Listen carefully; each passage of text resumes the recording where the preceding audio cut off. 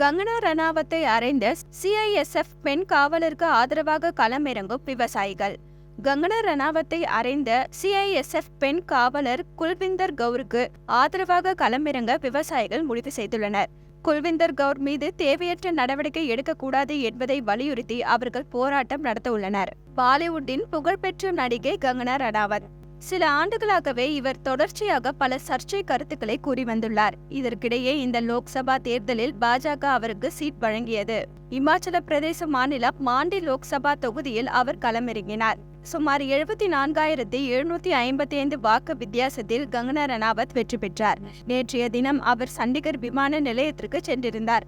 அப்போது அங்கு பாதுகாப்பு பணியில் ஈடுபட்டு இருந்த குல்விந்தர் கவுர் என்ற சிஐஎஸ்எஃப் வீரர் நடிகை கங்கனா ரணாவத்தை பலார் என்று அறைந்துள்ளார். இதை சற்று எதிர்பார்க்காத கங்கனா ரணாவத் மிரண்டு போனார். இந்த சம்பவம் நேற்று பெரும் பரபரப்பை ஏற்படுத்தியது. அதன் பிறகு விமான நிலையத்தில் இருந்து வெளியே வரும்போது கங்கனா ரணாவத்திடம் செய்தியாளர்கள் பல கேள்விகளை கேட்க முற்பட்டனர். இருப்பினும் அதிர்ச்சியில் இருந்த அவர் எந்த ஒரு பதிலையும் சொல்லவில்லை. மேலும் செய்தியாளர்களை சந்திக்காமலேயே அவர் கிளம்பினார். இந்த சம்பவம் பெரும் பரபரப்பை கிளப்பியது.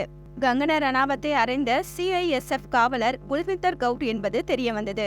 மத்திய பாஜக அரசு கொண்டு வந்த 3 விவசாய சட்டங்களை திரும்ப பெற வேண்டும் என்பதை வலியுறுத்தி போராட்டத்தில் ஈடுபட்ட விவசாயிகள் குறித்து தரைக்குறைவாக பேசியதாலேயே கங்கனா ரணாவத்தை அடித்ததாக அவர் தெரிவித்தார்.